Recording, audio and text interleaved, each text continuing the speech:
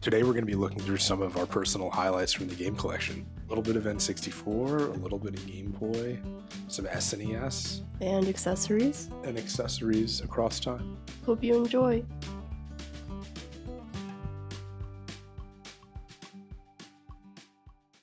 I did not have a Super Nintendo growing up. We had an NES when I was a baby, and then we just jumped to N64. So all the SNES games I pretty much played probably starting in high school up with the Wii Virtual Console up until the present. And Yoshi's Island super stuck out for me.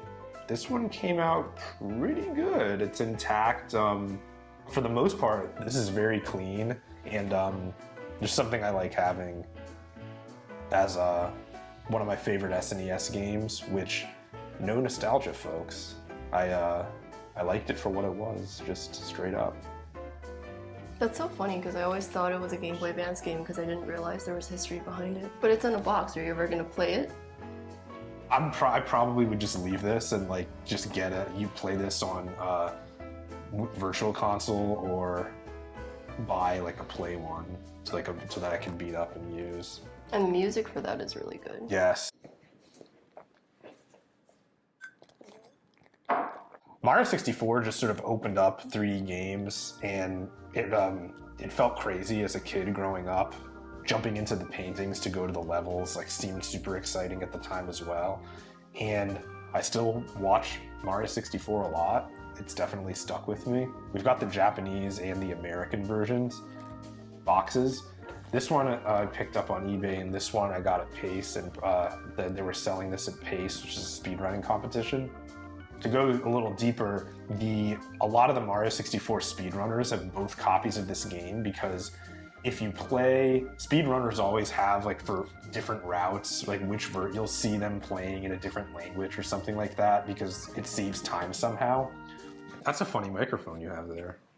One of the stars in Jolly Roger Bay, which is the first water level, is inside of a box in the US version, but just floating in the Japanese version. So in the American version, you lose time by having to destroy the box and watch a 3 or 4 second animation of the star popping out. So for that reason, the 120 star, which is where you collect every single star in Mario 64, is always run on the Japanese version. But for the 70 star route, that star is not included as part of the 70 stars in that route. So people run on the North America version because the text, it's actually faster to slightly to click through the text boxes in the English version relative to Japanese, which isn't the case. Some games, they say the Japanese, you can click through quicker, but I guess in Mario 64, they say clicking through the English is slightly faster.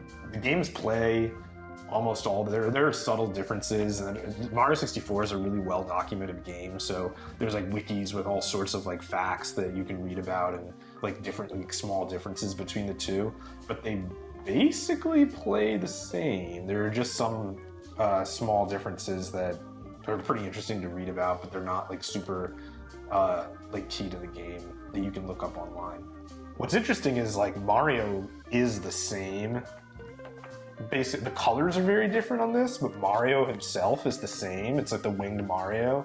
Some games you'll see in the Japanese box art, he's smiling and super cute. In the American one, he's scowling because he thinks American people like things to be more serious or something. So it's interesting that they have just Mario smiling in the same pose in both, and it's more just a matter of the colors things. The Ocarina of Time Collector's Edition, this is actually a pre-order bonus, so most Ocarina of Times, it's going to be the non-collector's edition with the gray cartridge.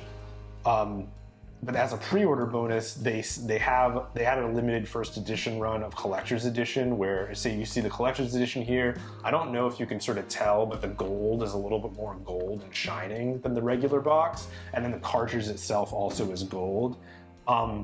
I like this piece just because Ocarina of Time is probably my favorite game, definitely in the top 5, and this is also just a really good condition box. To be able to get my favorite game in the collector's edition version, and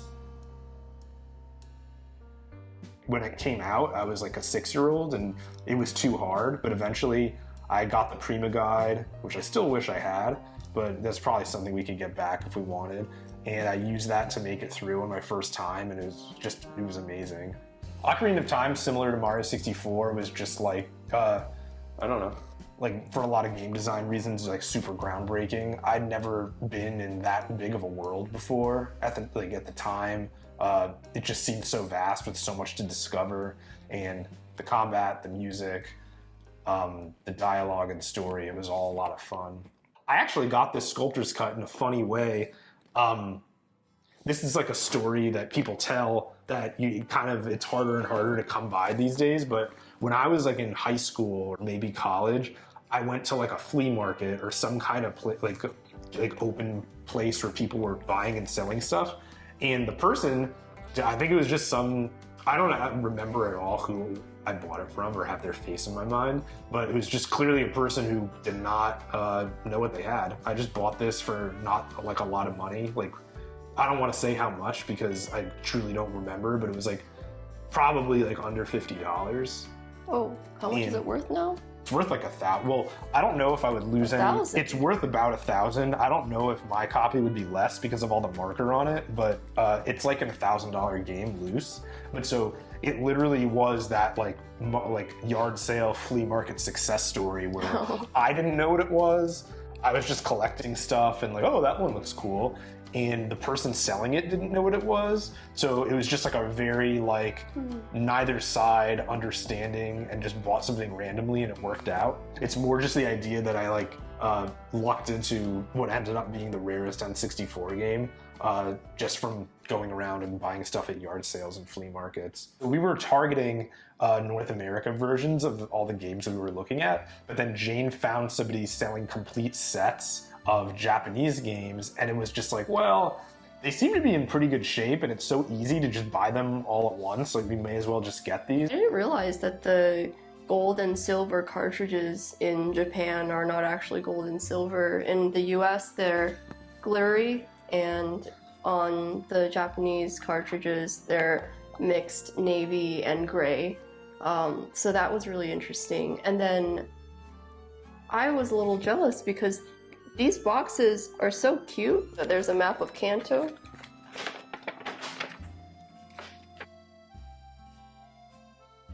It feels like I'm hoarding because I can't actually read Japanese, but they're so cute, and hopefully we'll have room one day to display them. It was too bad. I thought it was too bad because even when they announced it, it was like the Switch is kind of at the end of its life. So only so much time I'm going to be able to use this thing. But I didn't have an OLED yet, and that was like over a year ago, and this is probably going to be like another year-ish before the Switch comes out. So if I get 2 years out of this thing, that's like not really that bad. Big fan of Zelda, needed an OLED Switch, so was really happy that they announced this, and we'll be able to use this for a long time coming to play the old Switch games, and so really glad that they made a Zelda Switch variant. I guess I'm not really usually an autograph person, and I feel like it was really nice of Gmon to go out of his way. He was telling us that this is his first fan signature ever, and he spent a lot of thought thinking about how to do it and added the Triforce symbol, which is really sweet. And Punkei was super nice about it too. I just approached him randomly and he signed my case, and I thought that was really nice of him. So hopefully we'll see them both at the next PACE. Yeah, I'm excited. And you, come to PACE. So then to finish out the Switch items, there's these, are these pink or purple? That's purple, okay, pastel, and that's green. So there's purple and green pastel. The pink and the yellow look nice in their own way, but it definitely, if I had to get one, we decided that the pink and green would be the ones for us. You're being nice. I thought that the pink and yellow were vastly inferior to the purple and green because the yellow was a little of like a highlighter color.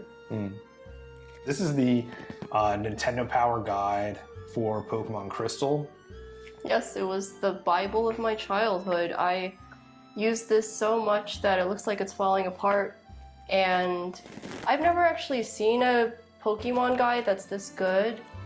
It goes into extreme detail about every aspect of the game you could possibly imagine, every item, every Pokemon, and where you can find it. But it does seemingly a better job than the Gen 3 Pokemon guides that also came out officially. And It's like almost like there's a Pokemon card for each one on the page. last time I saw in price charting, it went up by some dollars, but it's really still, it was still less than I thought it would be for some reason, because I've never really seen this in a store. Maybe the late 90s was a golden age for game guides, I don't know. People could read and write back then.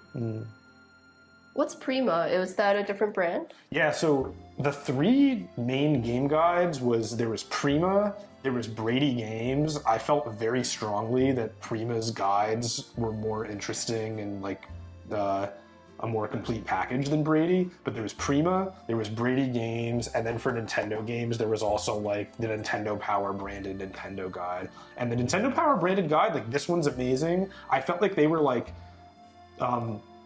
Hit or miss? That's what I'm trying to say. Like I felt like as a rule, I always wanted the Prima ones over Brady game. But then for games that had the Nintendo Power guide, the Prima one or the Nintendo Power one might be more interesting depending on the game. So it was kind of like a case by case. Oh, it's awesome. Get it. Cool. If you like Crystal, you'll love this. Yep. And yeah, it's amazing.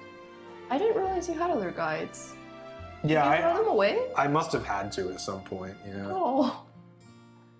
Yeah. And I had a Zelda one I really liked. I had a Sonic Adventure 2 one I really liked, and those are the ones that stick out. But then I had like some others. That's Pokemon Crystal's Nintendo Power Guide, complete Pokedex with all 251 creatures, plus map walkthroughs and game strategies and tips. So if you're a strategy guide enthusiast or fan, this might be a good one for you. And if you're a girl, this is the first Pokemon game where you could be a girl. I thought that was really cool. I was in elementary school, and finally there was a game like that. So that sprite in Crystal really makes me feel nostalgic, and yeah. Cool. So that's all we got for today. I like doing these collection videos. Maybe we can make a collection of collections. Oh, that joke. Yeah, and that's about it. Well, thanks for watching, guys. See you soon.